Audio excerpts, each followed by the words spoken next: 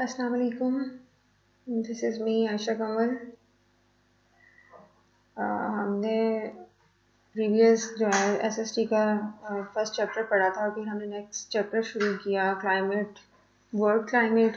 इसका हमने first paragraph पढ़ा था, थोड़ा सा इंट्रोडक्शन किया था क्लाइमेट और वेदर का। आई थिंक आपको समझ आ गई होगी। तो नेक्स्ट अभी हमने शुरू करना है इफ़ेक्ट्स ऑफ क्लाइमेट। तो शुरू करते हैं इसकी reading. Effects of climate means कि क्लाइमेट के क्या असरात होते हैं हमारी डेली लाइफ पे, हमारे खाने पीने पे, हमारे कपड़ों पे, हमारी एक्टिविटीज़ किस तरह की होती हैं, क्लाइमेट कैसे इफ़ेक्ट करता है हमारी डेली लाइफ को क्या असरात होते हैं इसके। तो रीडिंग शुरू करते हैं। Climate has a great effect on people and the way they live. Climate जो है, क्लाइमेट का बहुत ज़्यादा असर होता है लोगों के ऊपर और उनके रहन सहन के ऊपर, यानी कि क्लाइमेट बहुत ज़्यादा इफेक्ट करता है हमारे रहने सहने के तरीकों के ऊपर। Climate also has an effect on the clothes. Climate कपड़ों के ऊपर भी काफ़ी ज़्यादा इफेक्ट करता है। वी वियर, जो कि हम पहनते हैं।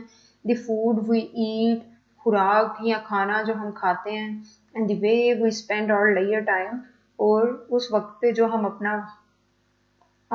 लेयर टाइम मीन्स हम अपना स्पेशल टाइम जो निकालते हैं उसके ऊपर भी डिपेंड करता है। इन अ वार्म क्लाइमेट, जो वार्म क्लाइमेट होता है यानी कि जो थोड़ा सा गर्म मौसम होता है, people can take part in outdoor and water sports.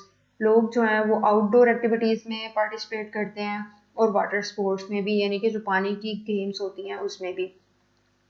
तो आपको समझ आ गई होगी कि क्लाइमेट कैसे कपड़ों पे कैसे इफ़ेक्ट करता है।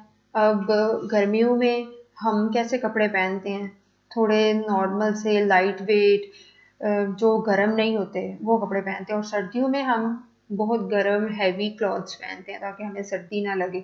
इसी तरह हमारी खाना पीना भी चेंज हो जाता है जैसे ही हमारा क्लाइमेट चेंज होता है, जैसे ही हमारा वेदर चेंज होता है।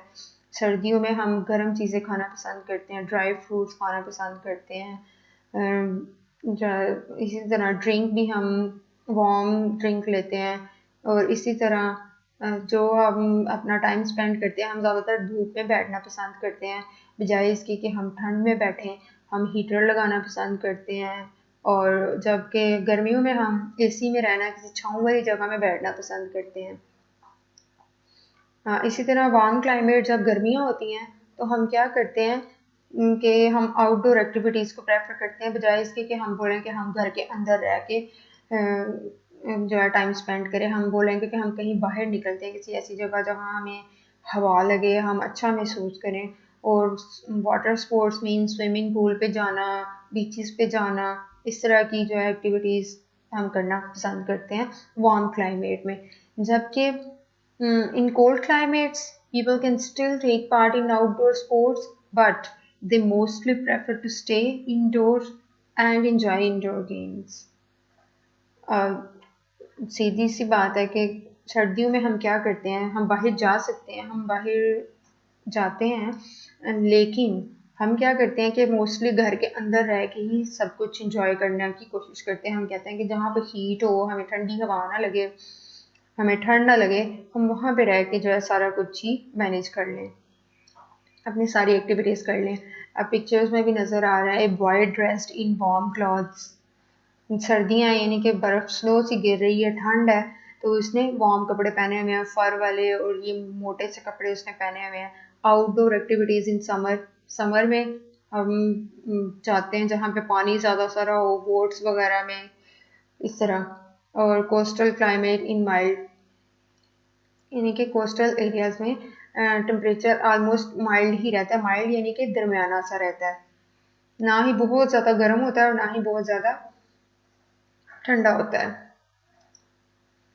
और इसी तरह इमैन riding ranger sleep and making snowman is a favourite activity in snowy place, यानी कि ठंड में हम जब जाते हैं कहीं बाहर तो हम ये स्नोमैन जो है वो बनाना ज़्यादा पसंद करते हैं।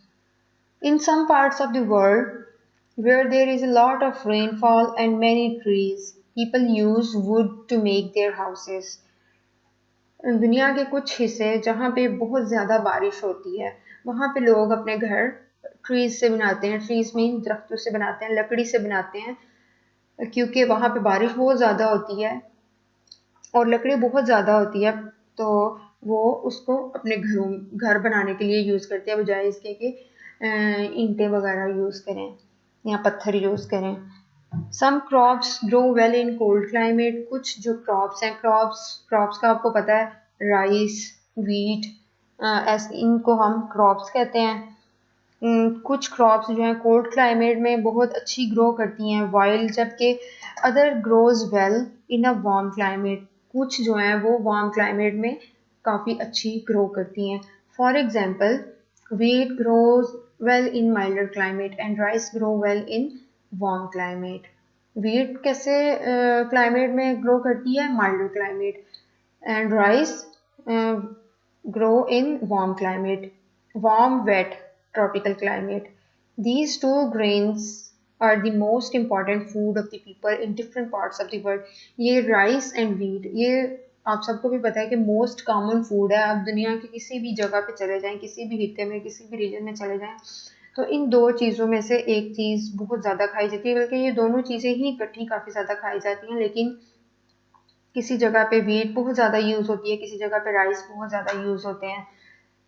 तो the food habits of the people depend on the crops that grown locally, तो लोगों की हैबिट इसी चीज़ पे डिपेंड करती है कि वहाँ पे कौन सी चीज़ ज़्यादा ग्रो की जाती है। ज़ाहिर सी बात है, जो चीज़ ज़्यादा ग्रो की जाती है, जो चीज़ ज़्यादा वाफर मिकदार में मिलती है, वही जो है लोकली ज़्यादा यूज़ की जाती है और वही लोगों की हैबिट होती है। अब यहाँ पे हम जो वीट है वो बहुत ज़्यादा ग्रो करते हैं, तो हम क्या करते हैं, हम ज़्यादा वीट को प्रेफर करते हैं, रोटी खाना पसंद करते हैं। लेकिन राइस भी इधर काफ़ी ज़्यादा खाए जाते हैं, राइस ग्रो भी किए जाते हैं, लेकिन बनिस्बत वीट के कम। तो आपको समझ आ गई होगी कि क्लाइमेट कैसे इफ़ेक्ट करता है। अब टेम्परेचर्स यानी कि दर्जा हरारत क्या होता है, डेली का जो टेम्परेचर होता है, कितनी गर्मी है कितनी ठंड है, उसको हम टेम्परेचर बोलते हैं। दिस वर्ल्ड मैप, आप ये वर्ल्ड मैप देख रहे हैं, this world map shows the major climatic zone of the world. ये मेजर क्लाइमेटिक जोन, अब क्या किया है कि जो वर्ल्ड मैप है, यानी कि रियल तो ये लाइंस नहीं है, लेकिन समझने के लिए हमें ये क्लाइमेटिक जोन्स बना दिए हैं वर्ल्ड मैप के ऊपर। रियल वर्ल्ड में टेम्परेचर ऐसे ही है जैसे इस मैप के ऊपर दिखाया गया है।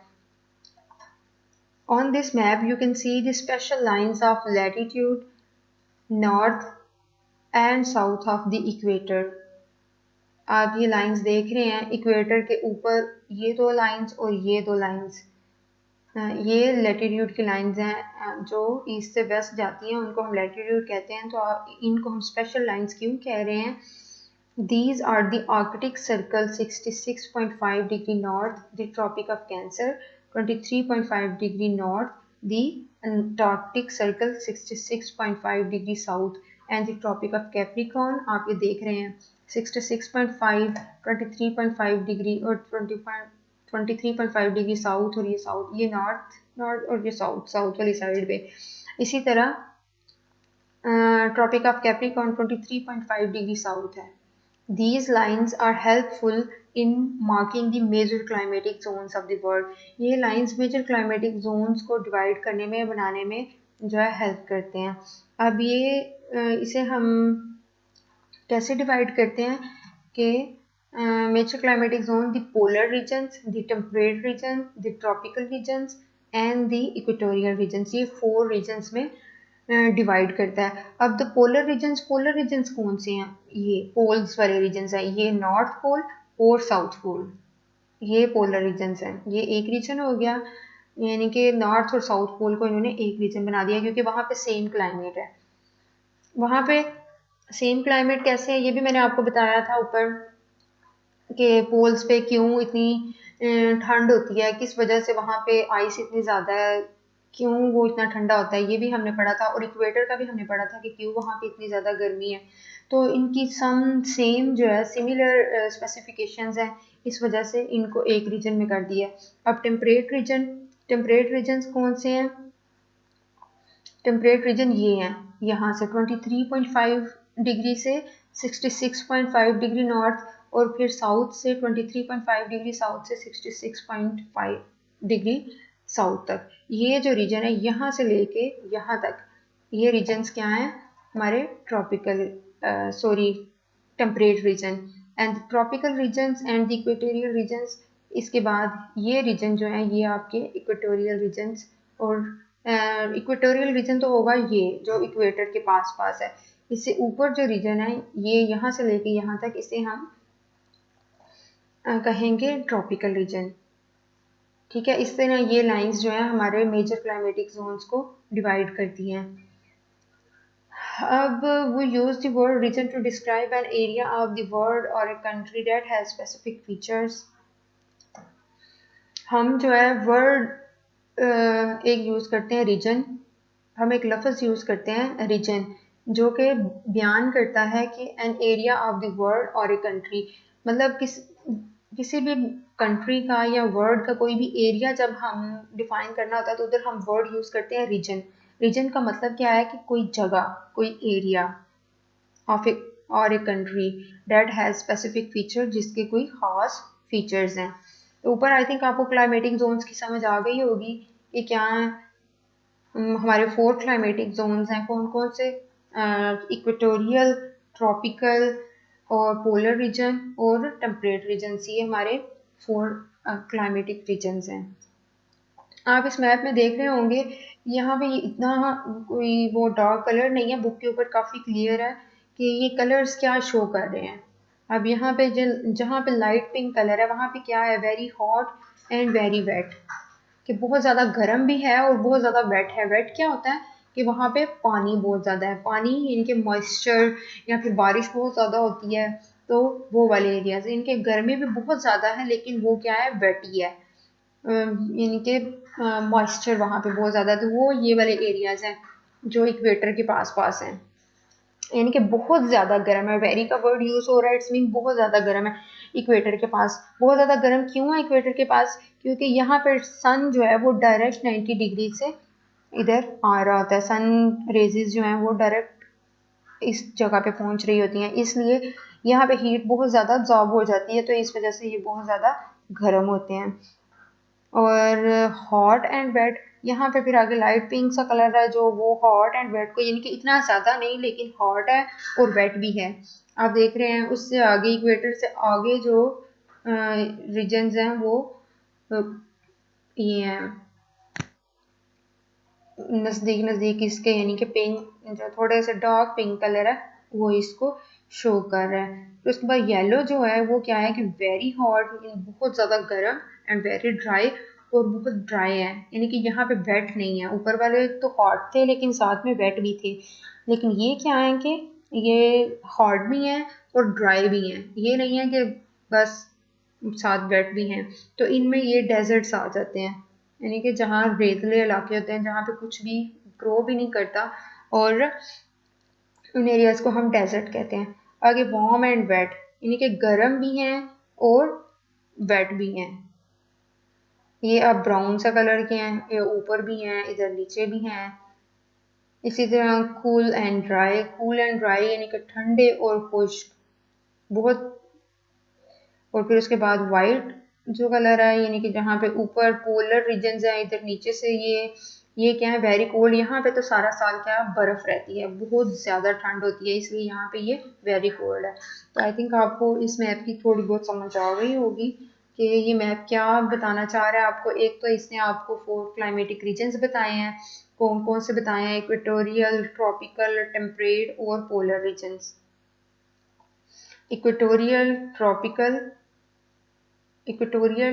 टेम्परेट एंड पोलर रीजन्स, ये 4 रीजन्स। इसी तरह नॉर्थ की तरफ और इसी तरह साउथ की तरफ, दोनों तरफ जो है ये 4 रीजन्स हैं। तो आप लोगों को रीजन्स की भी समझ आ गई होगी कि टेम्परेट रीजन्स कौन से हैं, टेम्परेचर के, यानी कि क्लाइमेट को टेम्परेचर के हवाले से कैसे डिवाइड किया गया है वर्ल्ड के ऊपर। और इसी तरह आपको क्लाइमेट का क्या इफ़ेक्ट होता है हमारी रेगुलर लाइफ पे, वो भी आपको समझ आ गई होगी। फर्दर हम जो है पढ़ेंगे climate of Pakistan in next lecture. Okay, thank you so much. Allah Hafiz.